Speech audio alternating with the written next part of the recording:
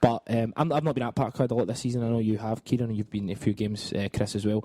What's impressed me is how aggressive he is. When the ball comes into the box, he attacks it. He's very an aggressive goalkeeper, and then when he gets it, he's instantly looking for a channel. He's looking to get the ball out and up, back to front as quickly as possible. It's impressed me. But I like, and this is something I'll ask you guys.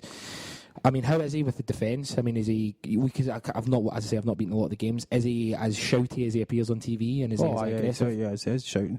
He's shouting. Even when the ball's not even near our box, he's still shouting instructions out, and he's still going off his nut if something doesn't work out very well further up the park. Yeah. But yeah, like I said, the one thing that has really impressed me is just once he's got the ball in his hands, he's almost at the edge of his box, looking to release the ball. But some of the players are just slowly jogging out, and there's times where there's a whole big gap there, and all he needs to do is throw the ball onto him, and they run onto it, and he's probably the best keeper for the counter and attacking side that Dyla wants to have. Yeah, just getting everybody out and away. Yeah, what your take on Gordon so far? Before he signed, I'm going to hold my hands up. I didn't want him to sign. I thought it was. I could see the writing on the wall that they were going to sell Forster and replace him with Gordon, and I thought that was madness. I was completely wrong. Yeah. If he stays fit, now, no matter what you say, the guy was out of the game for nearly 2 years with his knees. There's always going to be that lingering doubt in the back of your mind. Even especially as he was dropped at the weekend, was that because of that? There's a slight worry whether he's going to be able to be fit, maintain it for the full season. Has he not come out as well and said that he is playing through pain sometimes? I'm sure I've seen that a couple of weeks ago. There was a quote saying that I'm playing through the pain, but I'm able to manage it. He's never going to be able to play a football game and be absolutely carefree and not feel anything. But it's at a manageable level that it's all right. But I mean, what can you do? In that circumstance for a goalkeeper, I'm kind of happy for him to judge it himself and how he feels. Somebody like Scott Brown saying that when he's just desperate to play and he's got a lot of running about to do. You wouldn't risk it so much. I think Gordon's been absolutely fantastic. Best bit of business we've done a very long time.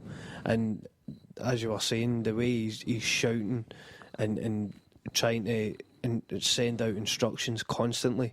We mentioned it last week. It's the one thing that we don't have anymore throughout the team. We don't have a defender that does that. We don't have a midfielder that does that. Brown, for all he's a great captain, at times he's not vocal enough, I don't think. And we certainly don't have anybody up front or in an attacking sense. There's very little in the way of kind of real leaders, but leaders that will grab people by the scruff of the neck and really get them. Yeah, I agree with you. That's why I was so surprised when Gordon was dropped against Motherwell, because I thought if you're going to drop a guy like Brown, who maybe isn't as vocal as he should be, he's still vocal enough that he's an influence. So to drop him and Brown, to drop Brown and Gordon, to me it was just a bit. Well, you need somebody who's going to be talking if the team was talking. There was nobody there at all. That was the problem. There was just no leaders. There was no captains. Because You've got Mulgrew, Lustig, both injured. Mulgrew's not a captain. He's not a footballer. Well, I'm only joking. Go on. You've got Brown, who was in the bench. Commons, okay with his experience, maybe not quite as vocal, and Gordon as well. So I mean, you were hopefully looking for Stokes to kind of drive a team and just see, right, well, I'm the more experienced here. I'm going to get this team going. Never happened. Virgil's very, very young still. So surprised Virgil got the captain's armband ahead of Stokes. I did notice that when he came out. I thought, that was quite... I thought that was quite telling. I mean, surely you would think Stokes would be the man for that then. Let me just go back. I've got these quotes up. We get accused on this podcast and just the website in general of being like anti-Neil Lennon. We're not anti-Neil Lennon at all. We just see how the Celtic were playing and stuff, and he wasn't our style of football manager. That's not what you said in that email you sent us out tonight. Hilarious. But for a guy who's trying to get into a job in England, where clearly there's a lot of foreign managers coming in who are looking to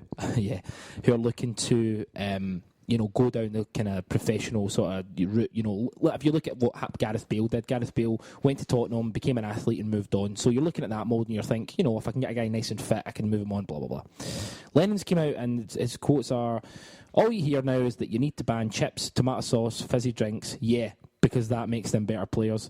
It's disrespectful when a new manager comes in and immediately says the players aren't fit enough, which I'm pretty sure is what he said when he took over from Tony Mowbray. I didn't monitor what players were eating in the canteen. You have a set diet and the food at Celtic was top class. See if I see a player happy and full of running, I just let him carry on.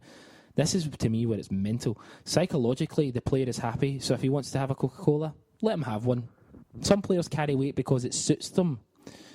It gives them a little bit more power. Gaza used to hold people off because he was a little bit heavier with a change of pace. John Harrison was built like a brick outhouse, but he scored loads of goals. He wasn't the most athletic, but he was a brilliant footballer who scored goals. Now, a few things. I loved John Hartson. I thought he was terrific. I thought he was a good player. He scored in big games in the Champions League, he said. Aye. Like when? Remember that time? I don't really remember him scoring in the Champions League. UEFA Cup, though, certainly. He rattled them in. But no, that's a good point. Any comparison with Gaza, I just think is ridiculous. Gaza was fat, but Gaza was also supremely talented. Gaza was able to perform in spite of his size. Aye. It was because of his talent. I mean, if Gaza hadn't been such a balloon when he was playing, he would have been playing at Rangers. He would have been with a bit of Baggio stuff. Aye, he'd have been able to play at a higher level. He ruined his career because of his conditioning to a certain extent. So that's just a stupid thing to say for him. I find 2014 for a guy who's trying, as I say, a guy who's trying to get a job at the bottom half of the Premier League, at the top half of the Championship. I think that's ludicrous. Thoughts, you guys? You should tell Bale and Ronaldo they can have a bottle of ginger and they can be happy about it. Still play well, won't affect their performance. If a player's happy, let him have a Coke. It's only what one if he Coke. wants a bottle of beer then? Or a fag, like Paddy McCourt? And also, do you let him smoke? Do you let him drink? As long as he's happy? But see that whole. Remember when I'm not comparing this the whole thing. There was a whole big thing about Paul Gascoigne being an alcoholic, and the rumours were that Walter Smith would give him a wee nip before a game just to get him through, sort of thing. Like funding his alcoholism just to get him through that thing. I'm not comparing it to that, but you should care what the players are doing off the pitch. You should care what their diet is. As a football manager, I think it's mental that he didn't really care. See, it's kind of similar to how boxers train for fights. Boxers have to get in incredible condition, drop their body fat percentage to ridiculous amounts, and they prepare so hard for a couple of months leading up to the fight, then they have a fight.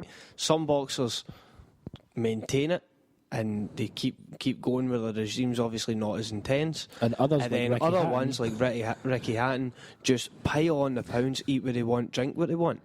Ultimately though, in the long run, that's not the best way of doing it. Up and down, up and down. If you're going to be a professional about things, that's the best way to go. If you're professional about your attitude to your diet and everything else, surely that is only going to benefit you. I mean, it's the likes of Gareth Bale. I don't understand how, and it kind of goes for all footballers, but especially young Scottish footballers, how they can't see what happened to Gareth Bale. And Gareth Bale has happened relatively recently. He obviously had a lot of talent, but he had to work at it. A bit like Ronaldo, he had to work at it.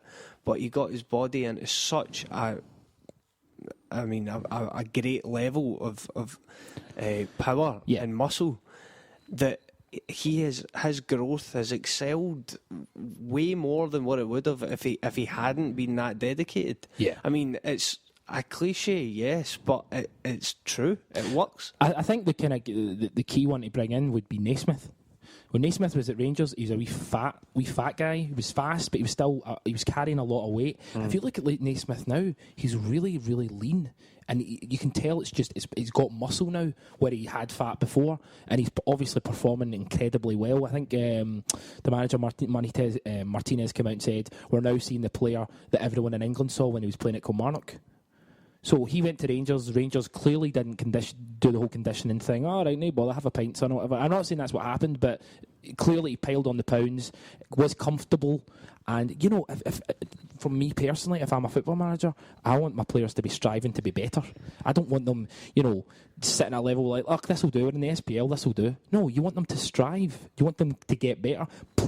Fans can see that though, right? Mm-hmm. Mm-hmm. And that's the point. I think that's the thing. I mean, to be the best player you can, you need to be at absolute peak condition. I mean, Louis touched on the point just a short time ago that guys with supreme talent had to work at it. Now, Ronaldo is commonly referred to as either the best or the second best player in the world. Now, there's guys in football that have got more talent than him, but his dedication to the game is what takes him to that level. Yeah, that you need both. You absolutely need both. If you've got dedication, you can get a guy that with a lesser level of talent can, reach the higher levels of the game solely through their dedication to it. And based on what Lennon said, I think maybe that's one of the reasons why we underperformed. At times. I agree. It's also one of the reasons maybe he's not been offered jobs because if you're going into a job interview, I'm not saying he said that in the job interview, obviously, right? But maybe he's not going into detail enough of how he's going to condition the players and take care of them. Because I'm sure in a job interview for a football management, they don't just go, "What are you going to do?" He goes, "I'm going to win stuff." I'm sure you have to go into a breakdown of what. I agree, but I mean, this is maybe the point about whether it's the manager's job or if it's the culture of the club and all the staff behind the scenes that assist them. See somebody like Sam Allardyce, does he dictate the diet and overlook that or oversee that? Probably not. So I would understand it if Lennon had come out and went, we had dietitians and I put the focus on them to make sure everything, and I concentrated on the team. But the fact that he's coming out and saying, no, you can have a bottle of ginger and do whatever you want as long as you're happy. Yeah, we've kind of went off topic, so we're going to go back to the. Just one last thing about the fitness thing. There was the extracts of Rio Ferdinand's book, and he'd mentioned that footballers love their creature comforts, and the one thing that Moyes done when he came in was they apparently on the Friday night before I came in a Saturday, they would always have low-fat chips, which Moyes said, no, you're not having that anymore.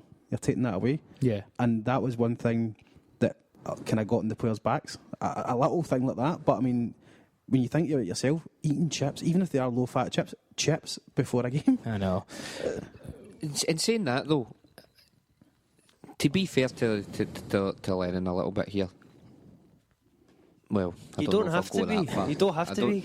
No, but you know what you're saying. I mean, see, is it counterproductive at times? I mean, obviously, if they were eating chips under Ferguson, and they were still performing to a certain level, winning the league titles and stuff like that, can there be some compromise? I think compromise is, or should it be? I don't know. How about having a bottle of ginger after the game? To get back on track, gentlemen, because this is actually before we get back on track, did you watch the boxing at the weekend, Chris? No. Did you watch it, Lee? No. Did you watch it? What boxing was that? The Groves fight. Aye. I seen the Groves fight and I seen the Gallagher fight. That's boxing, by the way. That's boxing. I had a mind blank for a second there and I couldn't remember. Well, how was it? Nah, it was Groves was okay. He outboxed the guy. Complete shutout, pretty much, but it wasn't. It was a good performance, but it wasn't very exciting. And then he called for Roach out at the end again. Looking forward to seeing Paul Smith this weekend, though. He's going for a world title. I'm sure world title. The Liverpudlian guy. Right, okay. There's one of three brothers. Callum's the pick of the three. He's class. If you've got any boxing comments, at I am in agreement, and Chris will debate. He loves speaking to people on Twitter. Ciaran, just back to the finish up the Austria Vienna, the Europa League game. What are your kind of thoughts on it? It was without doubt it was a great result. It was quite a tough shift. I was quite impressed with Mubarak. I hope I'm obviously not going to ahead of ourselves. I mean, it's only his first game, but he does seem to. I mean, he's a very powerful boy, so he is. Aye. He looks really kind of strong and quite pacey as well. Was getting quite direct. I think that's the thing that helped with us was the counter attack, because Salzburg are the type of team they're going to play out as. Yeah. So when teams do come out and play, we can actually get in behind them at times, which is what happened. But unfortunately, their first goal was quite a wicked deflection. It's a horrible. So it was. So that's unfortunate. Giving away a silly free kick as well. It's just silly wee mistakes are still in there. Aye. But ultimately, you just got to look at the result. I think